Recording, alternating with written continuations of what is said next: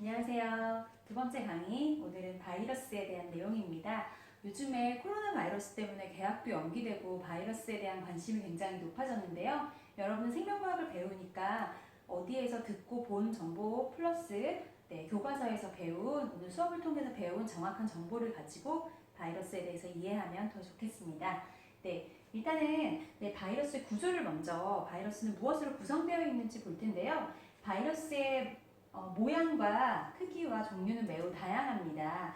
크기가 세균보다 훨씬 작다 이런 내용이 있는데요. 여러분 바이러스와 세균은 다른 거죠. 이름도 다르고 바이러스와 세균의 차이점에 대해서 먼저 간단히 짚고 바이러스에 대해서 자세히 배우도록 하겠습니다.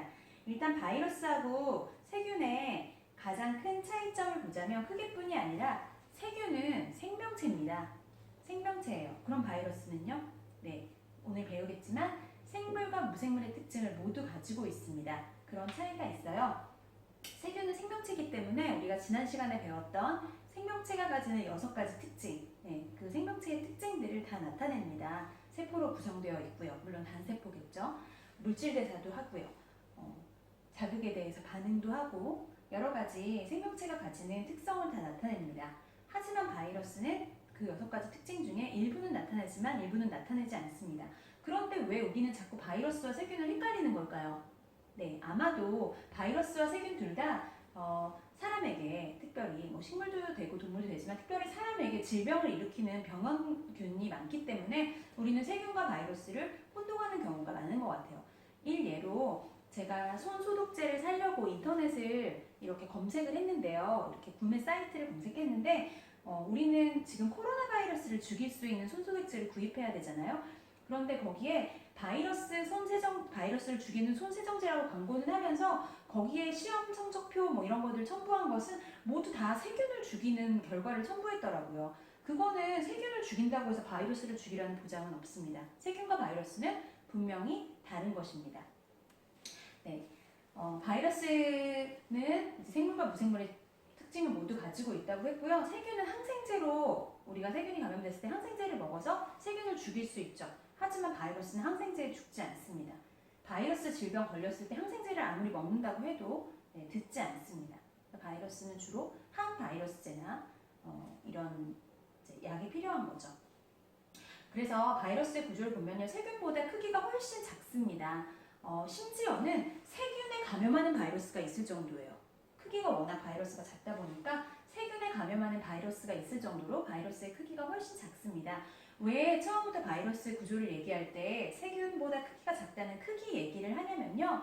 세균은 훨씬 더 이전에 발견이 됐었고 바이러스는 세균보다 훨씬 이후에 발견이 되었습니다. 그래서 어떤 식물이나 동물에 병이 생기면 사람들은 그게 어떤 세균 때문일 것이라고 생각을 했어요. 그래서 그 원인이 되는 세균을 이제 알아내가지고 그 세균을 죽일 수 있는 약을 개발해서 동물이나 식물에 있는 병을 치료했습니다. 그런데 그 담배 잎에 모자이크 같은 병이 생기는 그런 식물, 담배라는 식물에 병이 생겼을 때도 과학자들이 분명히 어떤 세균이 담배잎에 감염돼서 그런 병이 생겼을 거야 라고 생각하고 그 원인이 되는 세균을 분리하기 위해서 실험을 했어요. 그래서 세균 여과기, 여과 뭔지 아시죠? 뭔가 이렇게 물질을 통과시켰을 때 분자가 어느 정도보다 큰 물질들은 여과돼서 남고 작은 물질들은 빠져나가잖아요. 이걸 세균 여과기라고 할게요. 세균 여과기에 이렇게 필터가 있고 여기에다가 병에 걸린 담뱃잎을 이제 으깨가지고 얘를 여기다가 부었어요. 부었을 때 세균이라면 여기에 세균이 걸려야 되거든요. 그런데 그 질병에 걸린 것들을 여기 세균 여과기에 통과시켰을 때 여기에는 아무것도 없는 거예요. 그래서 이상해서 이 밑에 빠져나온 얘를 새로운 잎에 묻혔더니 그 잎이 또 병에 걸렸어요. 그 얘기는 뭐죠? 이 담배 모자이크 병의 원인이 되는 그 원인균이 세균 여과기를 통과했다는 거죠. 세균이 아니라는 겁니다. 세균보다 훨씬 크기가 작은 뭔가 병원체라는 걸 알게 됐고 나중에 그게 바이러스라는 게 이제 밝혀지게 되었습니다. 그래서 바이러스는 모양이 매우 다양하고 세균보다 훨씬 크기가 작다는 얘기가 있는 거죠. 바이러스의 기본 구조를 보시면요. 단백질과 핵산 2가지 성분이 바이러스의 기본 구성 물질입니다. 단백질과 핵산으로 되어 있습니다. 여러분 단백질은 아시죠? 그럼 헥산은 뭐죠? 헥산. 여러분 더 쉬운 말로 하면 헥산은 DNA와 RNA를 모두 합해서 헥산이라고 부릅니다. 핵에 있는 산성 물질을 얘기하는 거죠. DNA와 RNA를 헥산이라고 부르는데요. 나중에 여러분 DNA, RNA 배우시겠지만 디옥시리보 뉴클레이크 애시드, 리보 뉴클레이크 애시드 둘 다 NA로 끝나죠. 뉴클레이크 애시드 한국말로 하면 뉴클레이크 핵 속에 있는 애시드 산성 물질이라는 뜻이에요. NA가 바로 헥산이라는 뜻입니다. D헥산, R헥산 이렇게 얘기할 수 있겠죠. 그래서 단백질 껍질 속에 DNA를 가지고 있거나 단백질 껍질 속에 RNA를 가지고 있는 그런 구조를 가지고 있습니다. DNA와 RNA를 둘 다 가지고 있진 않아요. 바이러스는 가장 단순한 구조를 선호하기 때문에 DNA나 RNA 중에 하나를 주로 가지고 있습니다. 그래서 단백질 껍질 속에 DNA가 들어있으면 그것을 DNA 바이러스라고 얘기하고 단백질 껍질 속에 RNA를 가지고 있는 바이러스는 RNA 바이러스라고 부릅니다. 여기 바이러스에 두 가지 예가 나와 있는데요. 하나는 박테리오파지, 하나는 담배 모자이크 바이러스입니다. 박테리오파지는 박테리아를 파지, 먹는다 라는 뜻의 이제 라틴어에서 온 말인데 박테리아에 감염하는 여러 가지 바이러스 중에 한 종류예요. 그래서 우리가 보통 바이러스 생각할 때 전형적으로 생각하는 바이러스인데요. 단백질 껍질 속에 헥산으로 DNA를 가지고 있습니다. 네, 그리고 담배 모자이크 바이러스는 아까 세균 여과기를 통과했던 그 바이러스인데요. RNA를 헥산으로 가지고 있습니다. RNA에 이렇게 단백질이 RNA를 보호하고 있는, 헥산을 보호하고 있는 그런 구조를 가지고 있어요. 여러분 요즘 유행하는 코로나 바이러스는 DNA 바이러스일까요? RNA 바이러스일까요? 네, 코로나 바이러스는 RNA 바이러스입니다. 여러분 감기와 독감의 차이점을 아세요? 저는 한참 동안 감기에 걸렸다가 감기가 심해지면 독감이 되는 거라고 알고 있었어요. 어릴 때. 그런데 감기와 독감은 원인이 되는 바이러스 자체가 다릅니다. 독감은 인플루엔자 바이러스에 의해서 걸리게 되는 거고 감기는 원인이 되는 바이러스가 200가지도 넘어요. 그 중에 코로나 바이러스, 리노 바이러스 여러 가지 바이러스가 있는데 지금 유행하는 코로나19 바이러스는 코로나 바이러스의 한 종류고요. 그것의 변종이라고 할 수 있겠죠. 그래서 사람에게 면역력이 이렇게 별로 없는 그런 상황인 거죠. 네, 그래서 DNA 바이러스와 RNA 바이러스로 나눌 수가 있다. 네, 바이러스 특성을 볼게요. 아까 설명드린 것처럼 바이러스는 비생물적인 특성도 있고 생물적인 특성 두 가지를 다 가지고 있습니다. 네, 생물의 특성, 생명체의 특성 중에 제일 첫 번째 특성이 뭐였죠? 뭘로 구성되어 있다? 네, 세포로 구성되어 있어야 되는데 바이러스는 세포로 이루어져 있지 않습니다. 대신 뭘로 구성되어 있다고요? 단백질과 헥산이라는 간단한 구조로 되어 있습니다. 그리고 숙주세포 밖에서는 결정체로 존재한다고 해요. 숙주라는 말은 아세요? 숙주. 숙주가 뭐죠? 콩나물 닮은 그 숙주 아니고요. 호스트입니다. 예를 들어 내 몸에 기생충이 살아요. 그러면 나는 기생충의 숙주예요. 네, 내가 인플루엔자 바이러스에 감염됐어요. 나는 인플루엔자 바이러스의 숙주입니다. 네, 그래서 숙주세포 밖에서 숙주세포 안에서는 마치 세포처럼 이 생명체처럼 이렇게 번식할 수 있지만 숙주세포 밖에서는 입자, 어떤 결정체로 존재한다는 거예요. 그래서 여러분 그런 얘기 들으셨죠? 코로나 바이러스가 뭐 금속 표면에서는 하루를 생존할 수 있고 뭐 어디 어떤 표면에서는 얼마를 생존할 수 있고 이렇게 얘기하는데 보통은 입자나 결정체 상태로 존재한다는 거죠. 그리고 스스로 물질 대사를 할 수 없습니다. 두 번째 특징, 물질 대사를 한다는데요.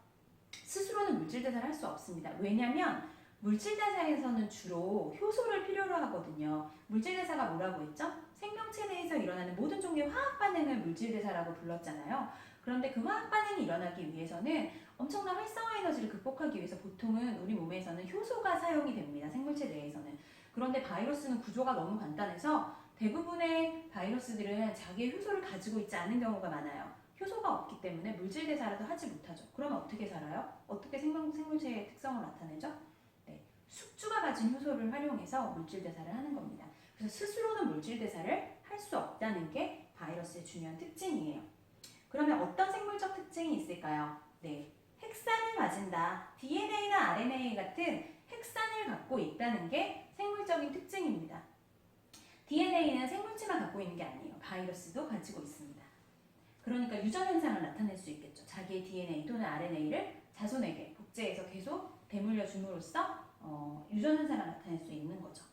그 다음에 숙주세포 안에서 핵산을 복제해서 증식하고 이 과정에서 유전 현상이 나타난다. 지금 얘기했고요. 그 다음에 굉장히 중요한 특성이 있습니다. 돌연변이가 일어나요. 돌연변이가 일어나기 때문에 계속 새로운 형질이 나타나면서 환경에 적응하고 진화한다는 거죠. 우리 6번째 특징이었죠.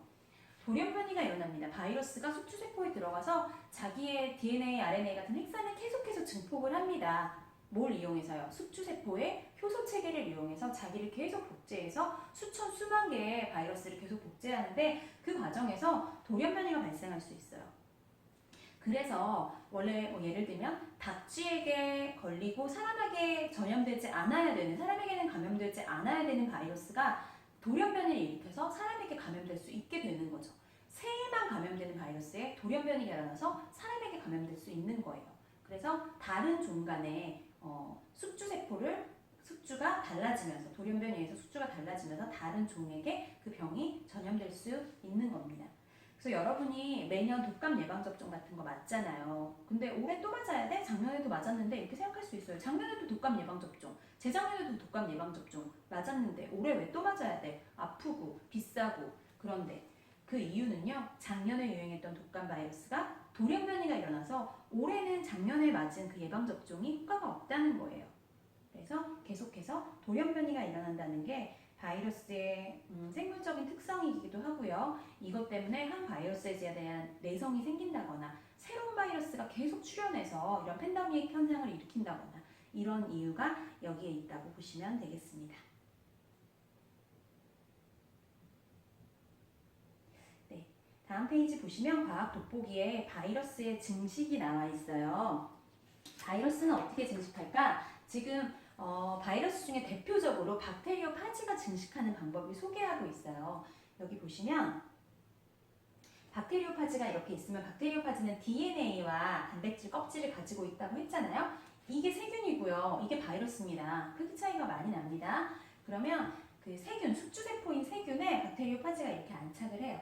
그 다음에 이 바이러스 전체가 쏙 들어오는 것이 아니라 자기가 가진 핵산, DNA와 단백질 껍질 중에서 DNA만을 들여보냅니다. 단백질 껍질은 들어가지 못해요.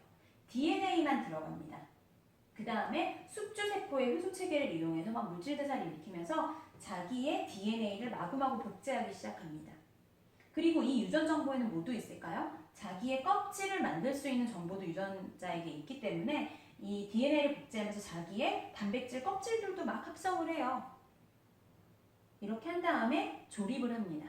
DNA와 단백질을 조립해가지고 자기와 똑같은 바이러스를 엄청나게 복제해서 이 숙주세포를 죽이고 나오는 거예요. 그러니까 이 숙주는 바이러스를 생성하는 공장이 되겠죠.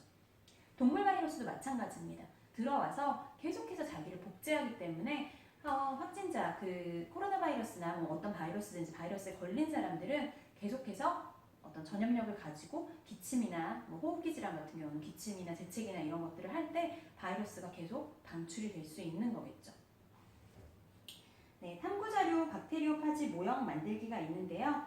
박테리아는 바이러스는 바이러스에 따라 모양이 다르다고 말씀드렸잖아요. 이 박테리오파지는 정20면체의 머리를 가진 바이러스인데요. 정20면체 머리와 가는 철사나 털실 같은 것을 이용해서 이렇게 박테리오파지를 만드는 과정을 한번 해보시고요. 개인적으로 여기서 이 활동을 하는 이유는 뭐냐? 단백질 껍질 그리고 이 핵산을 구분하기 위해서라고 보시면 되겠습니다. 네, 요즘 바이러스에 대한 관심이 높은데요. 여러분 잘 바이러스에 대해서 알아두시면 좋겠습니다. 두 번째는 이제 생명과학의 특성에 대해서 좀 배울게요. 그래서 우리가 지금 2시간에 걸쳐서 생명 현상의 6가지 특성에 대해서 먼저 배우고 그 다음에 생물의 특성을 가졌지만 생물이라고 얘기하기는 어려운 그런 바이러스의 특징에 대해서 배웠어요. 그래서 이제 우리가 앞으로 생명과학에 대해서 배울 텐데 생명과학이란 어떤 학문이냐, 다른 학문과의 차이점, 다른 과학과의 차이점들이 있는데 생명과학의 특성에 대해서 간단하게 살펴보도록 하겠습니다. 일단 생명과학은 굉장히 통합적인 특성을 가지고 있어요. 통합적인 특성을 가지고 있다. 왜냐하면 생명과학은 지구에 살고 있는 생명체의 특성과 다양한 생명 현상을 연구하는 학문이기 때문입니다.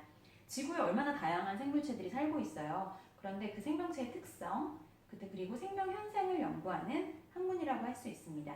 이런 연구를 통해서 생명의 본질을 밝힙니다.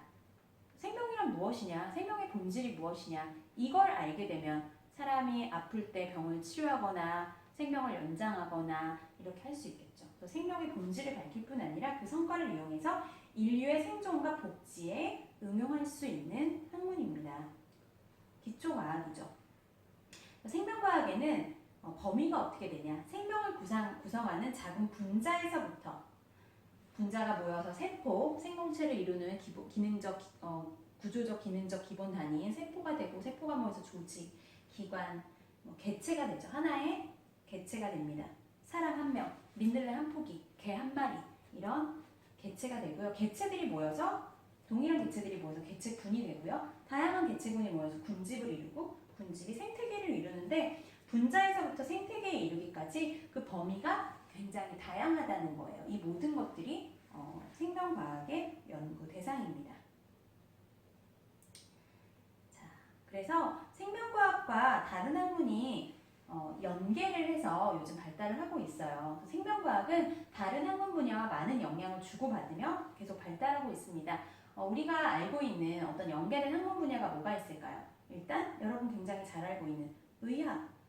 네, 요즘에 코로나 바이러스 진단 키트도 이렇게 생명과학 기술을 이용해서 만들어진 거잖아요. 그 바이러스를 진단하는 키트가 크게 두 가지 종류로 요즘에 나눌 수가 있는데 하나는 RT-PCR을 이용한 거랑 하나는 그 면역, 항원 항체 반응을 이용한 건데 둘 다 사실 생명과학의 백그라운드를 가지고 있습니다. RT-PCR이라는 거는 RNA를 추출해가지고 그것을 DNA로 바꾼 다음에 증폭하는 그런 기술이에요. 그래서 핵산을 변환하고 증폭하는 기술, 생명과학 기술이죠. 그 다음에 또 하나 이제 면역 항원 항체를 이용한 것도 항원을 이용해서 항체를 만들고 그 항체의 어떤 리액션을 통해서 색깔이 변하고 이런 반응을 통해서 보게 되는 건데 역시 진단이나 치료에도 생명과학 기술이 이용이 됩니다. 그걸 이용해서 약을 만들 수도 있고요. 진단을 할 수도 있고요. 그 다음에 물리학, 조금 생명과학하고 물리학이 안 어울리는 것 같긴 한데요. 저는 물리를 못했거든요. 고등학교 때. 네, 물리학과 생명과학이 어떻게 연결되냐? 생명과학에서 굉장히 중요한 도구가 있습니다. 바로 전자현미경이에요. 전자현미경은 물리학의 도움으로 만들어진 도구라고 할 수가 있겠죠. 그래서 요즘에도 여러분이 코로나 바이러스 보면 사진이 항상 나오잖아요. 그 사진 어떻게 찍었을까요? 사진관 가서 찍었을까요? 네, 코로나의 프로필 사진. 전자현미경 사진입니다. 바이러스는 너무 작아서 우리가 일반적으로 보는 빛을 통해서 보는 광학현미경으로는 안 보여요. 크기가 너무 작기 때문에 세균보다 더 작아서 그래서 전자현미경으로 보게 되는데 그것은 어떤 물리학의 기술을 통해서 이제 만들어진 거죠.